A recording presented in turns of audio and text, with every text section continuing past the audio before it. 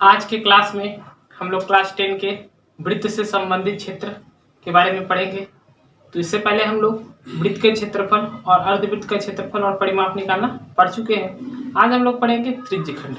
तो त्रिज्यखंड के बारे में सबसे पहले जानेंगे कि त्रिज्यखंड किसी वृत्त का वह भाग है जो दो त्रिज्या और एक चाप से घिरा होता है। इसका डेफिनेशन हम लोग कह सकते हैं कि त्रिज्यखंड जो है किसी वृत्त का एक ऐसा पार्ट है जो वृत्त की दो त्रिज्या और एक चाप से घिरा होता है। तो इसको हम लोग समझेंगे। तो सबसे पहले ये है हमारा एक वृत्त, ठीक, और ये हो गया इसका केंद्र।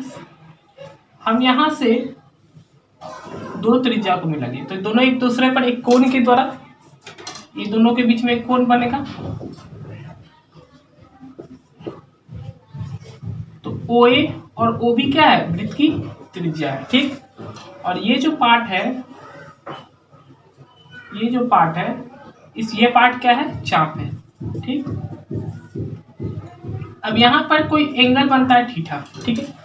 तो ये जो पार्ट हुआ AOB का, ये जो AOB वाला पार्ट है, इसी पार्ट को हम क्या बोलेंगे? त्रिज्यखंड। तो इस प्रकार से ही इसका डेफिनेशन है कि त्रिज्यखंड वृत्त का एक पार्ट है। ये एक वृत्त का पार्ट है और जो दो त्रिज्या और एक चाप से घिरा है। ये दो त्रिज्या और एक चाप के द्वारा क्या है? घिरा हुआ। तो इस प्रकार से हम लोग त्रिज्यखंड के बारे में इसका परिचय जानते हैं। अब हम लोग जानेंगे त्रिज्यखंड से रिलेटेड फॉर्मूला कि इसका क्षेत्रफल कैसे निकालेंगे, इसका परिमाप कैसे निकालेंगे। तो चलिए अब आगे पढ़ते हैं। तो सबसे पहले हम लोग जानेंगे त्रिज्यखंड का क्षेत्रफल। तो त्रिज्यखंड का क्षेत्रफल होगा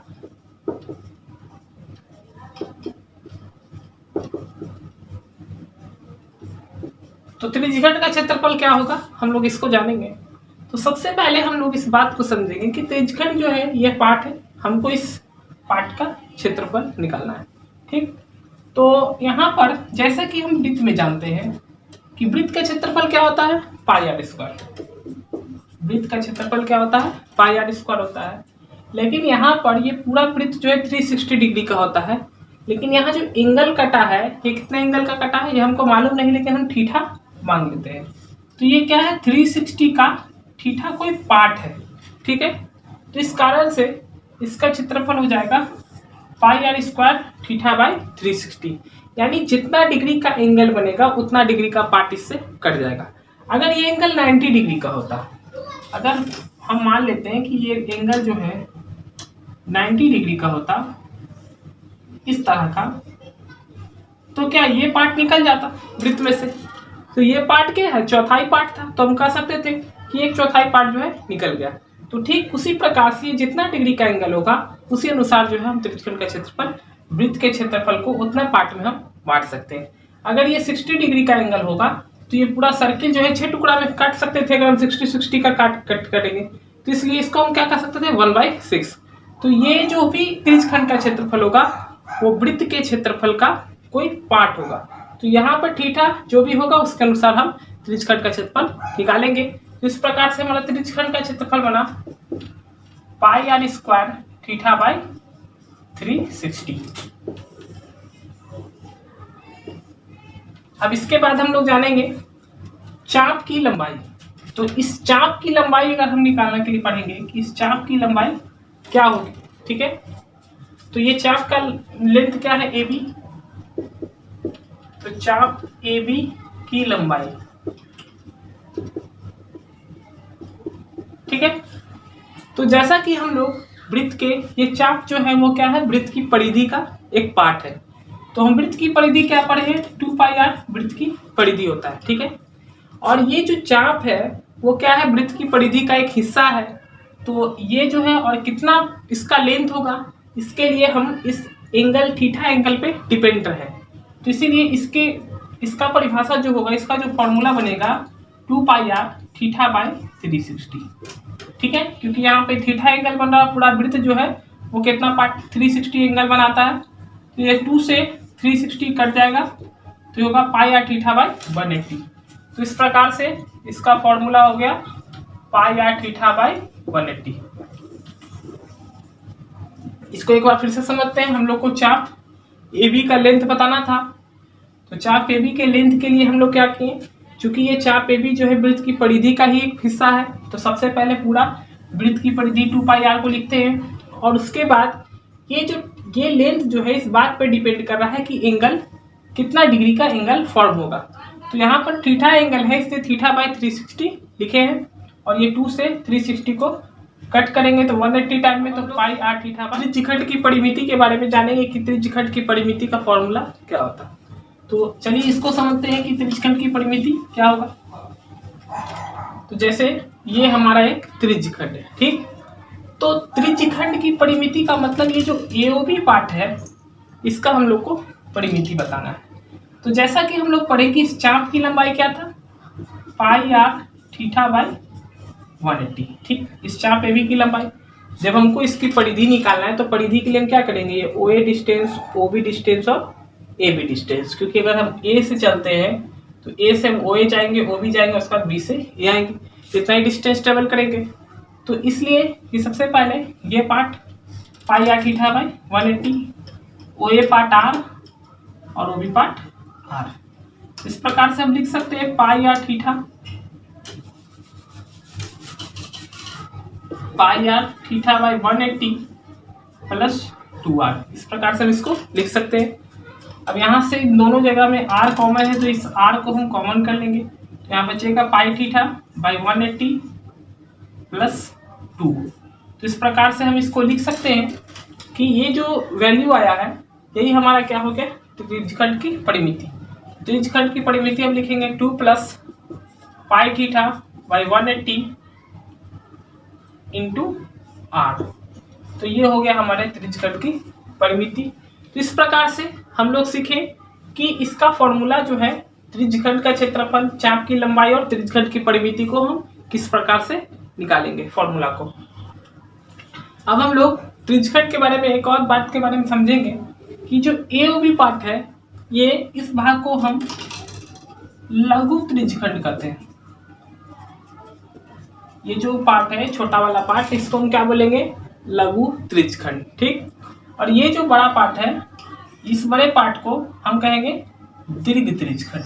ये जो पार्ट होता है इसको हम क्या बोलेंगे, दीर्घ त्रिज्यखंड। तो इस प्रकार से त्रिज्यखंड को हम दो भाग में बांट देंगे, एक लघु त्रिज्यखंड और एक दीर्घ त्रिज्यखंड। तो जैसा कि हम लोग लघु त्रिज्यखंड में पढ़े कि लघु त्रिज्यखंड का फॉर्मूला क्या होता है, पाई आर स्क्वायर θ/360। अगर हमको इसका क्षेत्रफल निकालना हो तो इस फॉर्मूला को अप्लाई करेंगे। लेकिन अगर हमें लघु त्रिज्यखंड की जगह पे दीर्घ त्रिज्यखंड का एरिया निकालना हो तो ऐसे केस में हम पूरे वृत्त के क्षेत्रफल में से वो क्या करेंगे, लघु त्रिज्यखंड के क्षेत्रफल को घटा देंगे। तो जो आंसर होगा वही हमारा क्या होगा, दीर्घ त्रिज्यखंड का क्षेत्रफल। या फिर हम ये पूरे एंगल को लेकर त्रिज्यखंड का एरिया भी निकाल सकते हैं। तो इस तरीके से हम लोग दीर्घ त्रिज्यखंड का एरिया निकाल सकते हैं। वृत्त का जो भी क्षेत्रफल होगा उससे लघु त्रिज्यखंड के क्षेत्रफल को घटाकर, या फिर ये पूरे एंगल को जब जो भी एंगल फॉर्म होगा उसे 360 में से घटा के उस तरीके से भी हम लघु दीर्घ त्रिज्यखंड का एरिया। ठीक, अब हम लोग वृत्त के त्रिज्यखंड से रिलेटेड कुछ क्वेश्चन को सॉल्व करेंगे। तो चलिए स्टार्ट करते हैं। सबसे पहला क्वेश्चन है, 6 सेंटीमीटर त्रिज्या के एक त्रिज्यखंड का क्षेत्रफल ज्ञात करें यदि केंद्रीय कोण 60 डिग्री हो। यानी एक वृत्त है जिसका त्रिज्या जो है वो 6 सेंटीमीटर, तो ये 6 सेंटीमीटर त्रिज्या और उसका जो एंगल है वो 60 डिग्री है। ये 60 डिग्री का हो गया एंगल। हमको बताना है कि ये एओबी त्रिज्यखंड जो है इसका क्षेत्रफल क्या होगा। तो जैसा कि हम लोग पढ़े हैं त्रिज्यखंड का क्षेत्रफल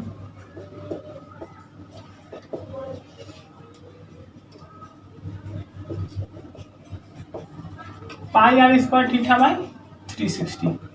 तो पाई का वैल्यू हम लोग यहाँ पे इस क्वेश्चन के लिए हम पाई को पाई ही रहने देंगे। आप चाहे तो पाई का वैल्यू पुट भी कर सकते हैं, लेकिन हम पाई का वैल्यू पाई ही रहने देते हैं। त्रिज्या यहाँ पे हो गया 6 × 6 थीटा 60 डिग्री डिवाइडेड बाई 360। तो ये कैंसिल हो जाएगा 6 टाइम में और 6 से 6 कैंसिल। तो इस प्रकार से इसका आंसर हो गया 6 पाई सेंटीमीटर स्क्वायर। तो इस प्रकार से ये क्वेश्चन सॉल्व हो जाता है। बस जो वैल्यू था त्रिज्या और एंगल का थीटा का उस वैल्यू को हम वहाँ पे पुट कर देते हैं और ये क्वेश्चन बहुत आसानी से सॉल्व हो जाता है। अब हमारा दूसरा क्वेश्चन है, इसमें कहा गया एक वृत्त का अर्धव्यास।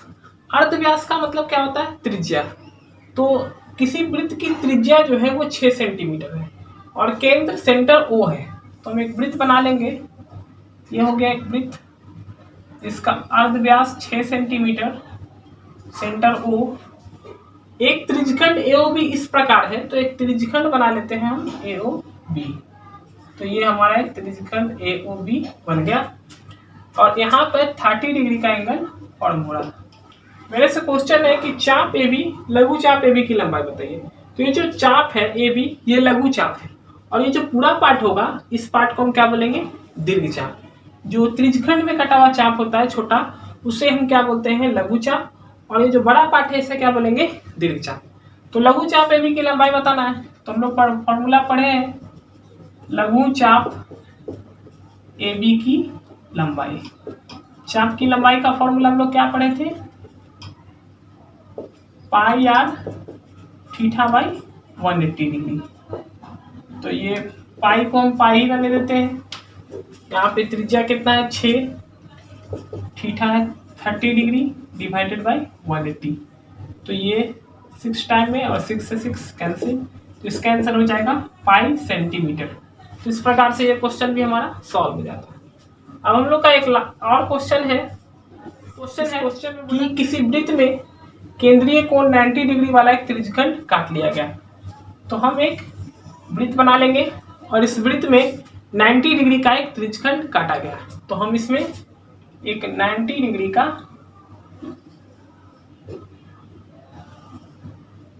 त्रिज्यखंड काट लेते हैं। मान लेते हैं ये त्रिज्यखंड कितना है? 90 डिग्री का है। ठीक है, यहाँ पे बोला गया तो वृत्त तथा कटे हुए भाग का क्षेत्रफल का अनुपात बताइए। यानी ये पूरा वृत्त और ये कटे हुए भाग के क्षेत्रफल का अनुपात। तो यहाँ पे हम लोग को इस क्वेश्चन में त्रिज्या नहीं दिया है। जब क्वेश्चन में त्रिज्या नहीं हो तो त्रिज्या क्या मान लेंगे? 8। अब हम लिखेंगे, सबसे पहले निकालेंगे हम त्रिज्यखंड का क्षेत्रफल, त्रिज्यखंड AOB का क्षेत्रफल। तो त्रिज्यखंड AOB का क्षेत्रफल क्या होगा? पाई आर स्क्वायर थीटा बाई 360। ठीक है, तो पाई आर स्क्वायर इंटू 90 बाई 360। तो 1/4 टाइम में कैंसिल हो जाएगा, तो हम इसे लिख सकते हैं pi R square by 4। Pi R square को 1 से मल्टीप्लाई करेंगे, pi R square divided by 4। तो ये हमारा त्रिज्यखंड का क्षेत्रफल निकल जाता है। अब हमको बताना है कि ये जो वृत्त और कटे हुए भाग के क्षेत्रफल का अनुपात है। तो हम लिखेंगे वृत्त का क्षेत्रफल डिवाइडेड बाय त्रिज्यखंड AOB का क्षेत्रफल। तो वृत्त का क्षेत्रफल हम लोग क्या पढ़े हैं? Pi R square divided by pi R square divided by 4।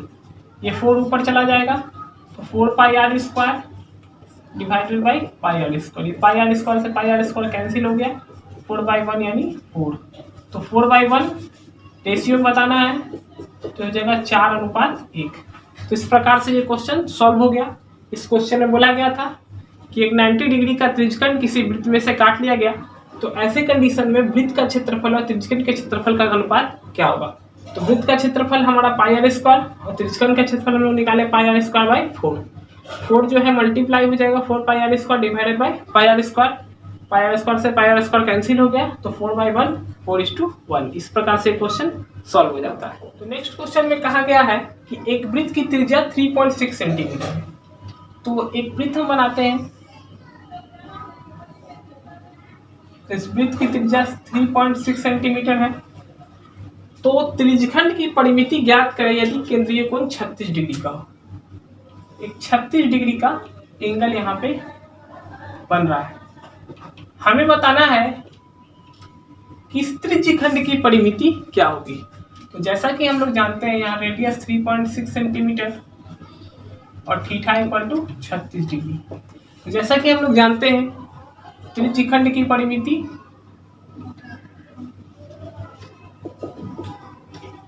त्रिज्यखंड की परिमिति क्या होती है 2 plus pi theta divided by 180 into R, ये हम लोग पढ़ चुके हैं। तो 2 प्लस पाई का वैल्यू हम लोग 22/7 पुट कर लेते हैं, ठीक है। और यहाँ पे रेडियस कितना है, एंगल है 36 डिग्री का, 180 इंटू आर हो गया हमारा 3.6, ठीक है। ये 36 जो है 5 टाइम में कैंसिल हो जाएगा, तो हम यहाँ लिख सकते हैं 2 प्लस ये 22 और ये 35 इंटू 3.6, ठीक है। अब हम इसका एलसीएम लेंगे तो 35 एलसीएम होगा 70, 35 टू जा 70 प्लस 22 इंटू 3.6, इसे हम पॉइंट हटा के 10 लिख लेंगे, ठीक है।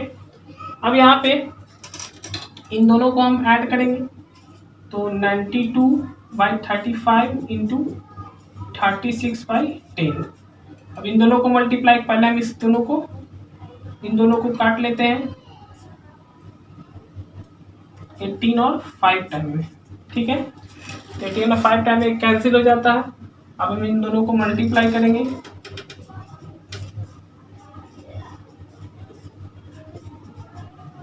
जब हम मल्टीप्लाई करते हैं तो 92 इंटू 18 1656 और 35 इंटू 5 175। जब हम भाग देंगे तो इसका आंसर होगा 9.46 सेंटीमीटर, और यही हो गया हमारे त्रिज्यखंड की परिमिति। तो इस प्रकार से आज के क्लास में हम लोग त्रिज्यखंड का क्षेत्रफल, त्रिज्यखंड के चाप की लंबाई और त्रिज्यखंड की परिमिति को किस प्रकार से निकालते हैं, इसका फॉर्मूला क्या होता है, और इससे रिलेटेड क्वेश्चन को सॉल्व किए। उम्मीद है कि आपको ये क्लास अच्छा लगा होगा। अगर आपको ये क्लास अच्छा लगा तो इसे लाइक करें और अपने प्रॉब्लम को आप कमेंट कर सकते हैं।